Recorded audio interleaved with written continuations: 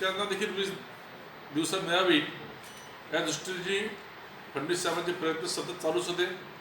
मध्यंतरी सरकार बदल झाला त्यामुळे प्रायोरिटीज वेगळ्या होत्या, पण आता परत आधीच्या स्कीममध्ये काय अडचणी होत्या आणि ते कसं अजून स्पीडअप करायचं या दृष्टीने परवा मुख्यमंत्री सौर कृषी वाहिनी योजना 2 ही लॉन्च झाली. आता ही योजना काय आहे? मुळामध्ये ही योजना अशी आहे की ही योजना राबविताना आपल्याला सोलरवर एनर्जी जनरेट करणं आणि त्याच्यासाठी प्लांट्स टाकणं हे जे आव्हान आहे त्याच्यासाठी सर्वात महत्त्वाची गोष्ट म्हणजे जमीन. आणि जमीन मिळत नसल्यामुळे किंवा मिळण्यामध्ये अडचणी होत असल्यामुळे सर्वप्रथम हे जेवढे हितधारक असतात प्रोजेक्टमधले, ज्याला आपण स्टेक होल्डर्स म्हणतो, त्या प्रत्येक स्टेक होल्डरच्या समस्या समजून या स्कीममध्ये प्रावधान करण्यात आलं.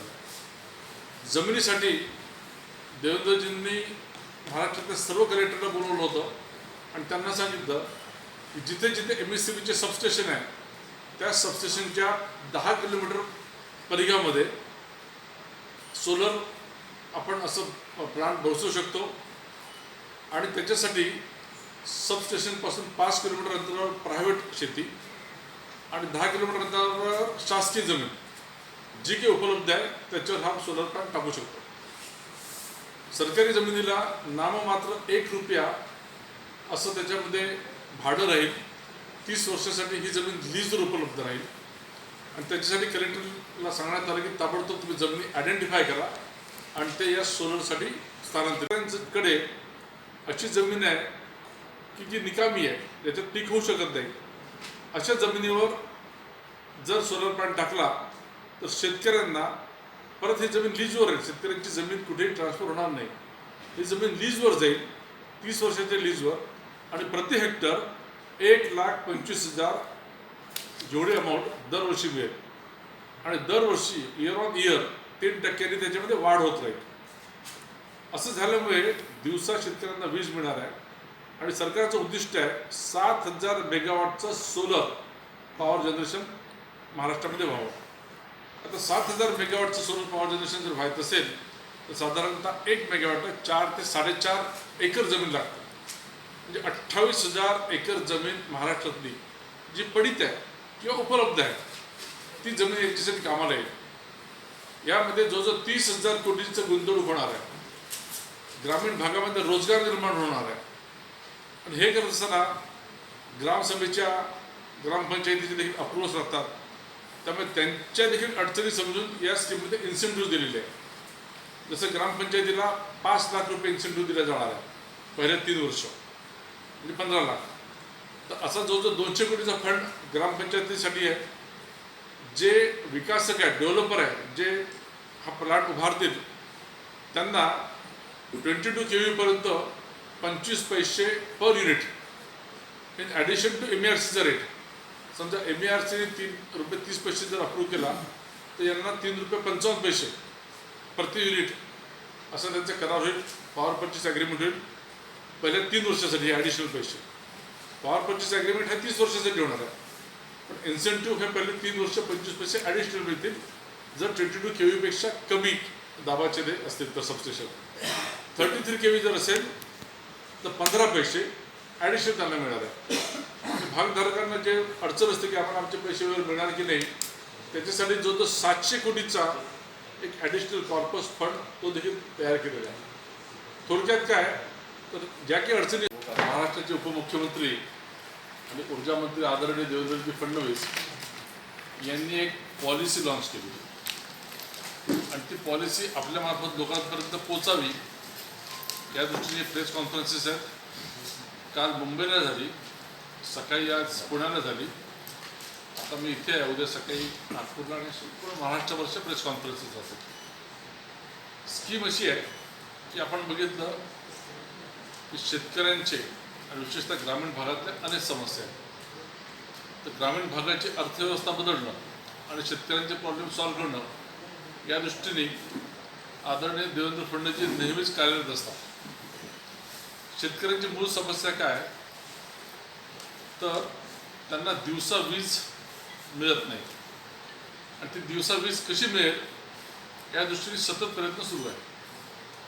2014 ते 2019 जेव्हा देवेंद्रजी मुख्यमंत्री होते आणि चंद्रशेखर बावनकुळे साहेब ऊर्जा मंत्री होते, तेव्हा मुख्यमंत्री सौर कृषी वाहिनी योजना 1 2017ला आलेली होती. त्या योजनेचं उद्दिष्ट हेच होतं की शेतकऱ्यांना दिवसा वीज हवी. तर शेतकऱ्यांना दिवसा काय वीज हवी?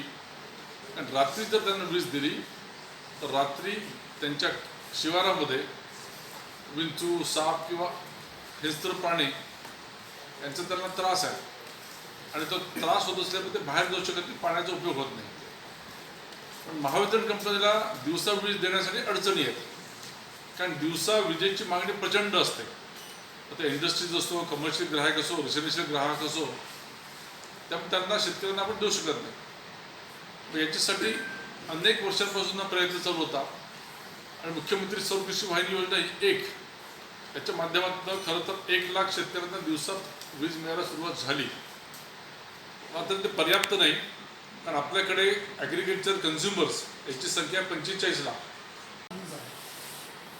इतर राज्याच्या तुलनेत नाही तर महाराष्ट्रात सुद्धा जे खाजगी वीज कंपन्या त्याच्याहीपेक्षा महावितरणची म्हणजे बघा, हे पूर्णपणे महाराष्ट्रातली वीज सगळ्यात जास्त महाग आहे असं म्हणणं सरसकट बरोबर नाही. हा एक प्रपोगंडा आहे, हरकत आहे. पण त्याचं खरं कारण हेच आहे की देशामधलं महाराष्ट्र हे सर्वात जास्त वीज कन्झ्युम करणारं राज्य आहे. 28,000 मेगावॅट. देशाची विजेची मागणी आहे 2 लाख मेगावॅट. उत्तर प्रदेशमध्ये देखील 16-17 मेगावॅटची विजेची मागणी आहे. त्या 28,000 मेगावॅटपैकी 30% म्हणजे जवळजवळ 7 ते 8,000 मेगावॅट हे शेतकऱ्यांचं कन्झम्पशन आहे. आणि त्या शेतकऱ्यांना आपण जी वीज देतो त्याची रिकव्हरी काही कारणास्तव होऊ शकत नाही, मी तुम्हाला अडचण सांगितली. आणि त्याच्यावर काढलेला हा रामबाण उपाय आहे, सोल्युशन आहे. म्हणून आपण इतर राज्यांची महाराष्ट्राची तुलना करू शकत नाही.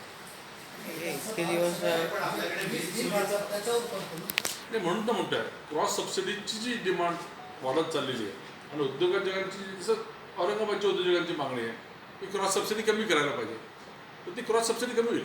म्हणजे 30% वीज जे 8 रुपयांनी आपण शेतकऱ्यांना देतो आहे ती आपण 3.5 रुपयांनी द्यायला सुरुवात केली तर महावितरण कंपनीचं जे गणित आहे ते गणित सुधारेल आणि त्याचा लाभ सर्व ग्राहकांना होणार आहे.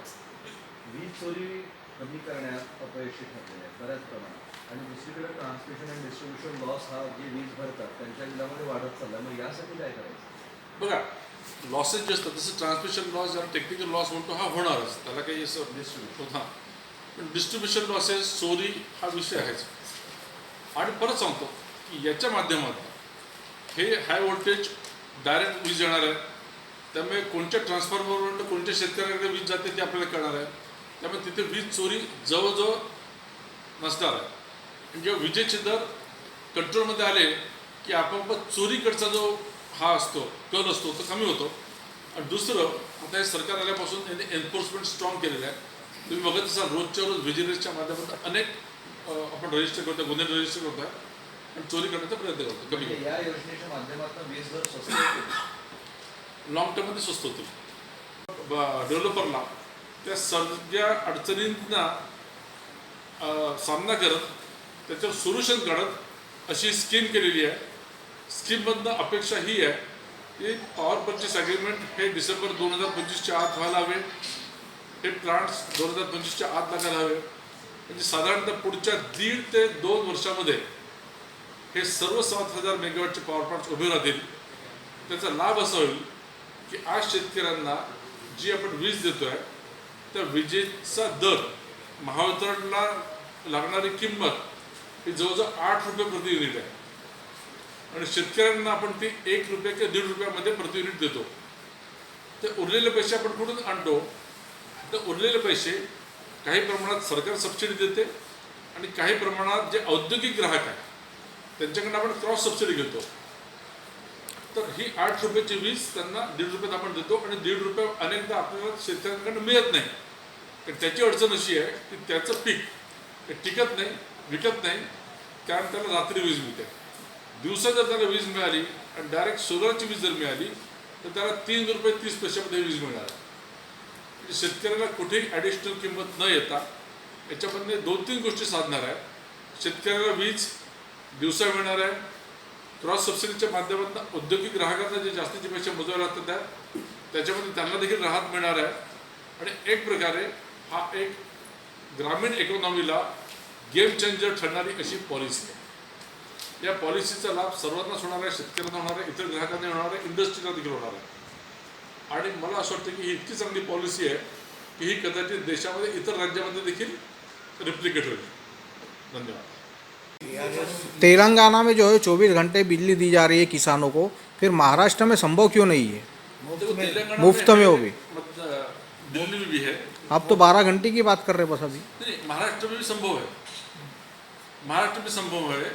सवाल ये है कि आपका अर्थगणित कैसा है.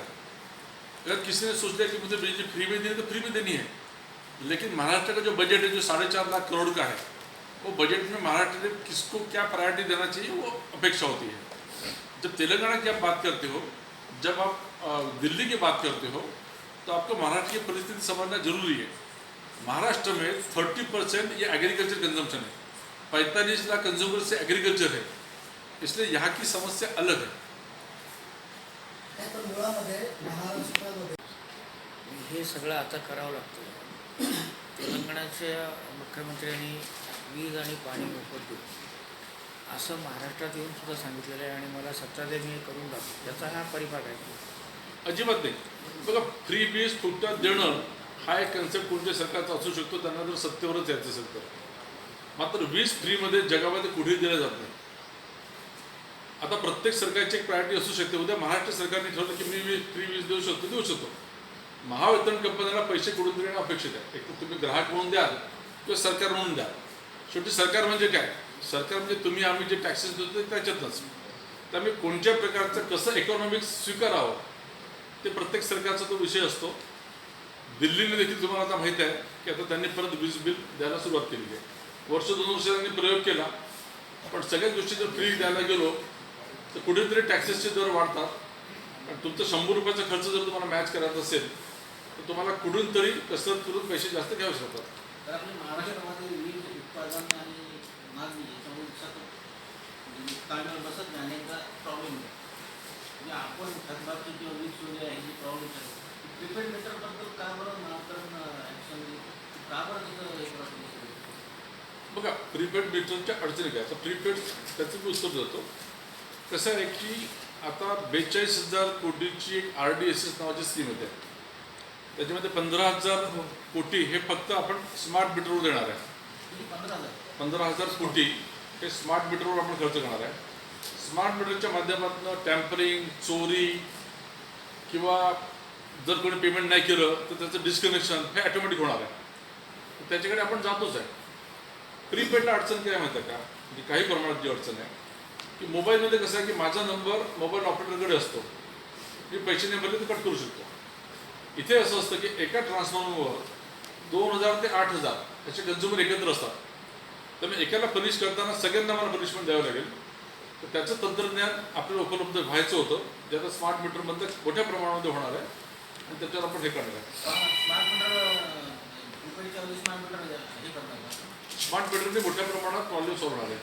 प्रीपेडमध्ये मोबाईलमध्ये तसं शक्य आहे, तसं याच्यामध्ये पूर्णपणे एकदम नाही आहे. कारण आपल्याकडे ग्राहकांचे प्रकार वेगवेगळे आहे. इंडस्ट्रियल वेगळे आहे, रेसिडेन्शियल वेगळे आहे, शेतकरी वेगळे आहे, कोणाला सबसिडी द्यायची आहे, रेट देखील वेगवेगळे आहे. त्यामुळे त्याच्यातल्या काही अडचणी आहे, पण अल्टिमेटली आपण त्या प्रीपेडकडेच जातो आहे. पाठक जी, महाराष्ट्र में जो 7,000 मेगावाट बिजली जो सोलार से बनाई जाने वाली है, तो ये क्या स्कीम है, बताइए. मुख्यमंत्री सौर कृषि वाहिनी योजना 2 ये स्कीम ऐसी है कि काफ़ी वर्षों से किसानों की एक मांग है कि हमें बिजली दिन में मिले, और महावितरण कंपनी बिजली दिन में नहीं दे पा रही है क्योंकि दिन में इंडस्ट्रियल कमर्शियल की डिमांड बहुत ज़्यादा होती है और रात में किसानों को बिजली देने के कारण किसानों को बहुत तकलीफें हैं. उसके लिए एक जालिम इलाज निकालने के हिसाब से इस सरकार ने 7,000 मेगावाट के सोलर पावर जनरेशन का एक प्रोजेक्ट बनाया है जिसमें किसानों को दिन में बिजली मिलेगी. इस प्रोजेक्ट के तहत 30,000 करोड़ की लागत इस राज्य में होगी. 28,000 एकड़ जमीन का उपयोग इसमें होने वाला है और 3 रुपये 30 पैसे में साधारणतः बिजली किसानों को मिलेगी जो सोलर बिजली रहेंगी. और साथ ही साथ जो डेवलपर्स है, डेवलपर्स को सब्सिडी दी जाएगी. MERC का जो दाम है उससे ज़्यादा 25 पैसा और 15 पैसा इस प्रकार की वो स्कीम है. ग्राम सभा जो है उनको भी इंसेंटिव के रूप से 5 लाख रुपए दिया जाएगा। एक सबस्टेशन को अपग्रेड करने के लिए 25 लाख का इंसेंटिव दिया जाएगा और डेवलपर को सहूलियत के लिए 700 करोड़ का एक अलग फंड बनाया गया है। इसके कारण ये पूरा एक गेम चेंजर होएगा और किसानों को बहुत बड़ी राहत मिलने वाली है। सर किसानों ने क्या करना है ये स्कीम पाने के लिए? किसानों के पास जिनके पास पड़ित जमीन है, जो निकामी जमीन है, वो जमीन सरकार को दे सकते हैं।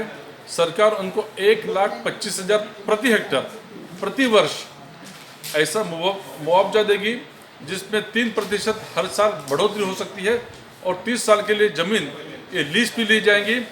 जमीन की मालिकाना ये किसान के पास ही रहेगा। ये घरेलू जो मीटर बैठे हुए हैं उनके लिए राहत है कि इसमें कुछ सोलार से? नहीं, सोलर के कारण किसानों को अगर तकलीफ कम हो जाएगी तो जो क्रॉस सब्सिडी है, क्रॉस सब्सिडी के दाम कम हो जाएंगे, जिसकी राहत सभी स्टेक होल्डर को, इंडस्ट्रियल, कमर्शियल, रेसिडेंशियल सभी को होगी। यानी कि बिजली का बिल उनका कम आएगा? बिजली का बिल लॉन्ग टर्म में कम होगा, जरूर कम होगा। इसको कितने साल लगेंगे अभी?